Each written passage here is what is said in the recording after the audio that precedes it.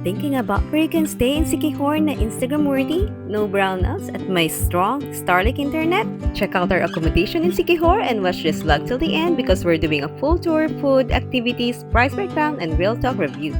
Hi, my name is Chris and welcome to Chris and Travels. If you're new to my channel, hit subscribe button and notification bell for more family travel adventures. Our accommodation is Balai Kumbal in San Juan, Siquijor. We found it in Airbnb and the minimum rate is around 3,500. Price varies depends on the season and number of persons. I love it right away pero parang a bit pricey for me. Marami kasing cheaper accommodation here in Siquijor. So I also checked their socials and maganda ang reviews for them. And by scrolling, ang daming interesting like activities. So ayan, may solar talaga. Ang ganda ng sunset view. Ang daming pwedeng gawin, maraming activities, and I think baka kulang pa isang araw mo dito. I think this is it, magbubok na kami dito kasi aside sa guest favorite sila, 5-star reviews, included sila sa top 10 homes ng Airbnb. And if you read more on the details, malapit lang sila sa Paliton Beach at iba pang touristy spots, so advantage na yun. In the solar power, yun talaga. We're now here in Balai Kumbal! So, let's start with the room tour. Ito yung room namin. Look, it's so spacious, clean, minimalist, modern, Ubo probinsya vibe. Sa labas pa lang yan, ha? Let's check inside. Here's our room. There. Double bed with towel, blanket, and pillow. Chair. Aircon. And here's a double deck. Here is their CR. Hindi ko pala CR guys. So parang may powder lang siya. Pero dito nakalagay yung small fridge, may table, and then sink.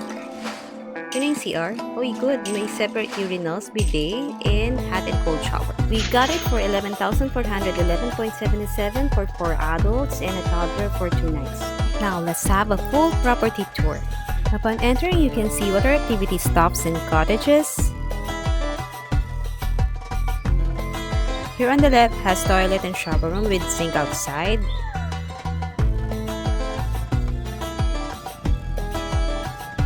Trash bins, and this bamboo view decks. You could actually walk to the beach 100 meters away.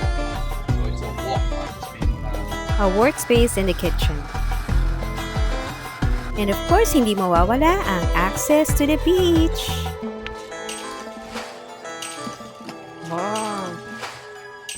Then for activities, they have here cold bath, kawa hat bath, a bike, kite surfing, cliff jumping, and of course the water bike. Now for food options, they have set menu offered here, but Meredith is very flexible and can cook a yummy food inside for you. We ordered pancake with hot coffee or tea for 350 pesos.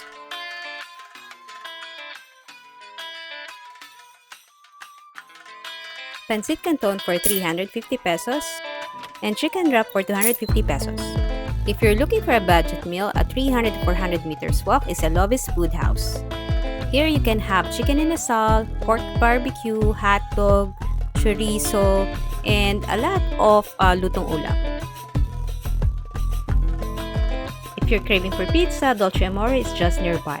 For nearby tourist spots is Butterfly Haven, it's donation only. Also, Paliton Beach are just a walking distance. Location and accessibility wise, it's located in San Juan, a tourist-friendly side of Siquijor. It's just around 30 to 40 minutes away from the port. The best way to get here is a tuk-tuk from Larena or a multi-cab. They said it's 500 but we were charged 600, and for the multi-cab it's 800. You can rent a motorbike, 350 per day, but you have to be cautious because there's a lot of pending road construction. For staff experience, shout out sa staff, even Jerry, the owner, super bait nila, very accommodating and very helpful. From check-in to tour recommendations or assistance, they give an extra mile service. If wala kayong rented car, they can call someone for you. What makes Balai Kumbal stand out for me? It's the balance of comfort, peace, and functionality. It's not a typical resort, it's a peaceful boutique feel and a very nice vibe. So the factors are, there's no brownout, fast Starlink internet, they have quiet cliffside location, they offer activities, near everything but still private, and super chill vibes lang all throughout. The best part yan, tahimik. You just hear the waves, the birds, and nothing else. No parties, no noise, it's perfect for unwinding for the family. So for the expectation versus reality, almost perfect na talaga siya. It can be 10 over 10 for me. For this kind of view and comfort, super sulit dito sa Balai Kumbal. It's an honest review, so if you're looking for a reliable, peaceful, and picturesque stay here in Siquijor, just message them. So let me know in the comments if you have questions. Don't forget to like, subscribe, and hit the bell notification for more family travel adventures.